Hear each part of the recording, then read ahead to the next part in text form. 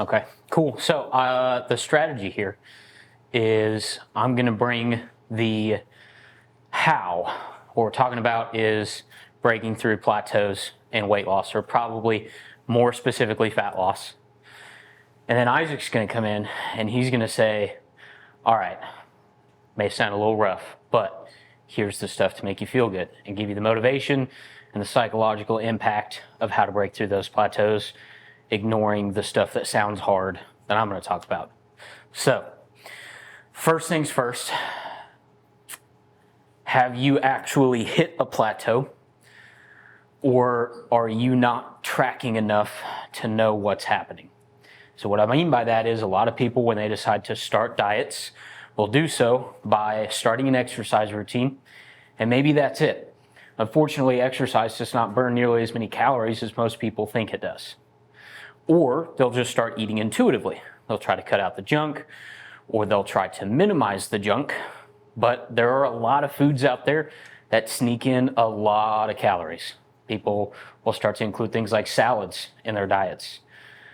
Tons of salad dressings are like 100 calories per tablespoon. Really, really easy to consume, like a third of your total calories just in salad dressing. Ranch dressing, olive oils, stuff like that can really sneak a lot in there. So when people start these diets and they try to do these things that we normally associate with good weight loss or good fat loss, like an exercise routine or just trying to clean up their diet, they may lose a little bit initially because they're starting something that they weren't doing before, but then pretty soon that'll start to balance out, because if you're just eating intuitively and you're eating things that are really calorically dense, then you might accidentally end up matching your caloric intake or exceeding your caloric intake.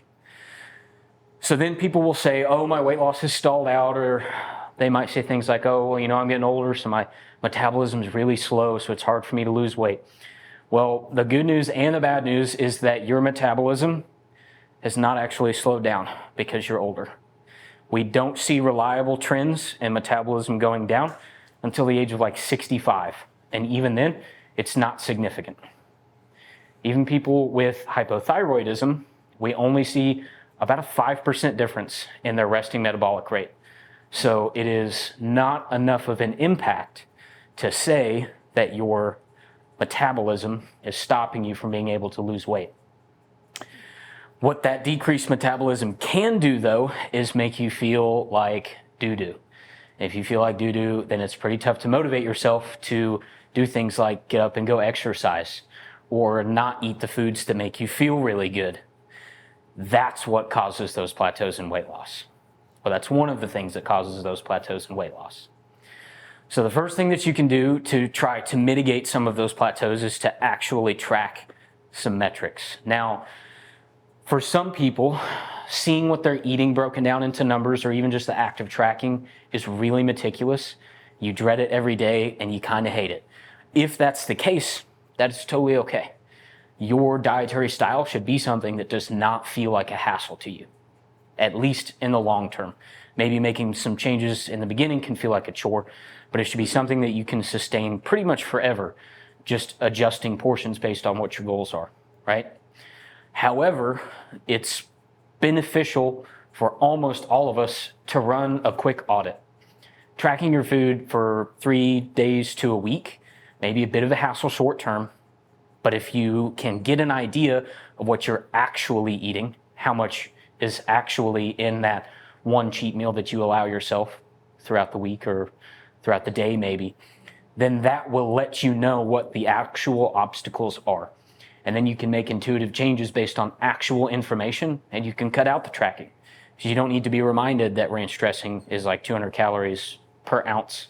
You already know that, so you're like, I'm just going to avoid ranch dressing for now. That being said, to touch on cheat meals a little bit, the purpose of a cheat meal is not to binge. The purpose of a cheat meal is to relieve the psychological stress of limiting your food. The most sustainable long-term approach to dieting is probably figuring out a way that you can incorporate the foods that you like to eat and that you enjoy into your diet already. I like me some Frosted Flakes. I have Frosted Flakes every single day. but I'm also a pretty active guy, so I've got plenty of space to fit that in there. But foods like Frosted Flakes are really easy to eat a bunch of because they're not satisfying at all, but they're fairly dense per unit of volume. A handful of Frosted Flakes doesn't feel like much, but there can be a lot in there. There's sugar sprinkled all over them, right? So if you can fit those foods in there without it being deleterious to your overall progress, then great, fantastic. But if you're having some of those foods in there and you're noticing that it results in a binging behavior, or it is occupying a chunk of your calories that leaves you feeling unsatisfied, which then leads to binging later on, then that might be something that we need to look at temporarily removing. Once you have more room, when you've reached your goal and you can consume a little bit more, because now your goal is to maintain, not to lose, maybe we can start to incorporate that stuff back in, right? But even if you hate counting calories, and I get it, it can be a bit of a pain. If you hate counting calories, using a tool like the one that we use, Chronometer, just temporarily to audit what you're eating can give you a ton of information otherwise. Even registered dietitians, the highest level of nutritional degree certification education that you can get in the United States, if you put them in a room and you say, I want you to intuit how many calories you're eating, they're off by roughly 400 calories. And those guys look at food and serving sizes all day long for everybody that they work with. So if they can't even guess or estimate within reasonable degree of accuracy, then most of us probably can't either, unless we're just eating the same things day in and day out. That being said, that can be a pretty effective diet tool. If you're not somebody that takes food really seriously, if you're not a big foodie, eating the same stuff day in and day out can be a really easy way to avoid tracking, but empower yourself to make effective adjustments with minimal thinking. So if you're eating 3 meals a day and it's always the same 3 meals, and you start to see weight loss slow down a little bit, great. I'm going to cut out a little bit of rice from dinner, and now you're back on track. And you didn't have to think much about it. You still don't even have to weigh out the food. You can just eyeball like half a handful of rice, something like that. Okay, so those are kind of some of the habits. Let's get a little bit more into the science of what actually does happen when weight loss stalls out. So your body has a lot of compensatory mechanisms to try to conserve energy. Part of those compensatory mechanisms is slowing down metabolism a little bit, but not by very much. We're talking after an extreme diet, maybe 200 calories a day, 250 on the super high end, and we're talking like career bodybuilders who diet down to insane levels of body fat. So an extreme diet like that. The average person, maybe by the end of their diet, the resting metabolic rate is 100, 150 calories different from what it was when they started. But your body doesn't care what you want to look like. Your body cares about conserving as much energy as possible so that you can survive as long as possible. So what it will do is it will signal to the brain, hey, we don't have a lot of energy coming in, so we can't spare much energy going out. So you're going to see less motivation to get up and do things like walk the dogs, do chores. That's the obvious stuff. But here's what really trips us up. A lot of the calories that you burn throughout the day is stuff that you wouldn't even think about. Like you reaching down to scratch your ankle, fidgeting with your fingers, playing with something in your hands while you're watching TV. That's a lot of the energy that we burn throughout the day. And your body will, or your brain will send signals to your body to limit that activity. So all of a sudden, your trackable activity, like your step count and your exercises, that may not have changed at all. Your food intake may not have changed at all. But you're starting to see your weight loss slow down because your body is subconsciously trying to control for the energy coming in by controlling for the energy going out. So some things that you can do for that is try to implement some standardized activity levels. Step counters are super awesome.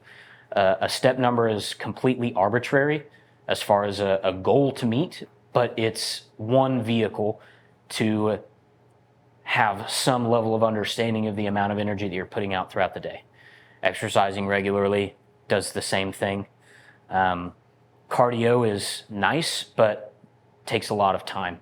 So if you can find a way to increase steps while doing things that you would already do throughout the day, like if you have business calls to make, if you can walk on the treadmill while you do your emails, something like that, then you don't actually waste any extra time, but you get some extra movement in. One of the other things that will happen is your body really hates that you want to look good in your swimsuit for the summer. And it considers that lack of energy coming in a stressor. And when we think of stress, we usually think psychological, but stress is also physiological. And it's quantified by the elevation of cortisol, the stress hormone within your body. And that itself will cause a bunch of compensatory mechanisms as well. On the really, really high end of that, it will start waking you up at night because your body thinks that you need to go forage for food. So if you're waking up really hungry in the middle of the night, that's a great indicator that you need to take a break from your diet. Maybe go back up to maintenance for a little bit, let your body chill out, and then get back into it. Aside from that, your body likes to store water when it's stressed out. And oftentimes, the places that it stores water are also some of the first places that it starts to lose fat. So you can be maintaining the same caloric deficit, you can be maintaining the same level of activity, and all of a sudden you see a spike in weight, or you see weight loss stop happening. Make sure that the words weight loss and fat loss are separated in your mind, because fat loss can still be occurring, but it's masked by the fact that you're now retaining more water. So now a valuable tool becomes standardizing your water intake. Your body has a process called diuresis. It's the opposite of expelling water. It'll hold on to water. It thinks that bad stuff is happening, so it wants to conserve resources, basically. And it looks like fat stores. It also feels like fat stores. It's really difficult to visually or physically tell the difference without doing something like a body scan. And even a body scan is going to get thrown off a little bit by that. So standardizing your water intake is another really good way to try to rule out some of those margins of error, because that will limit the amount of diuresis that your body can engage in. Aside from that, if you're not exhibiting any symptoms that your body is in a pretty bad spot, if you're not feeling motivation start to die off, if you're not feeling sleep start to get interfered with, if you're not seeing performance in the gym drop off, it's much more likely that water retention is masking fat loss than it is your body has actually reached a level of stress that you need to pull back a little bit. In fact, probably the number one indicator is all of a sudden you're not able to perform as well in the gym as you were, even after the same amount of rest, because your body is now so limited on resources, it's not diverting as many as it was towards recovery of connective tissues, soft tissues, muscle tissue, stuff like that. And then psychologically as well, most of the fatigue that we incur in the gym is basically your brain saying we burned through this many resources, we need to pull back a little bit. Even if the muscles are fully repaired, the brain will a lot of times stop you from performing as well as you could have, because it thinks that we've gone through too much of its fuel tank, basically. So when you see weight loss start to plateau, first ask yourself, am I actually tracking enough metrics to make that statement? Or is it possible that I've done all I can intuitively and now I need to run a little bit of an audit? And a lot of people can be successful with intuitive dieting, but a lot of people can be unsuccessful. So don't beat yourself up.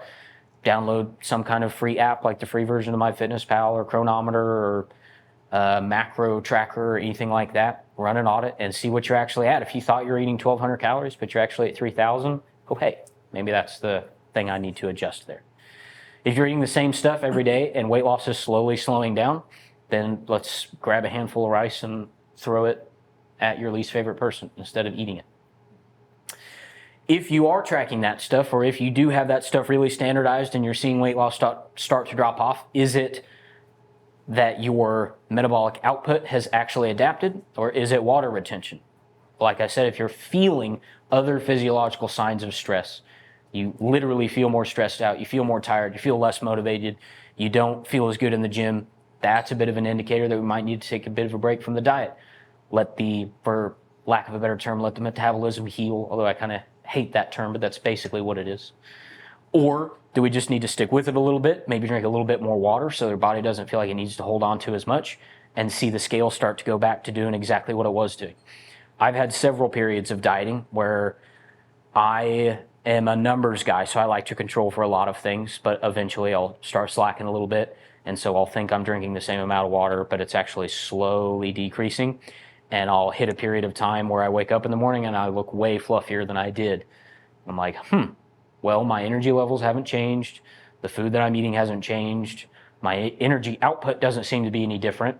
Let me just drink a little bit more water, give it 3 days and see what happens. And on the third day, I'm back to looking as lean as I was, and the scale is now as low as it was as well.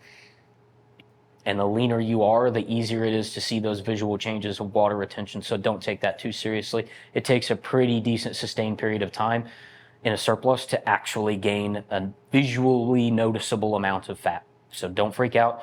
Don't make any crazy adjustments and add 30 minutes of cardio in a day. All of a sudden, when you hit a wall, give yourself a little bit of a time, make small adjustments so that you can actually figure out what is the variable that's caused this plateau, if I'm even in a plateau in the first place.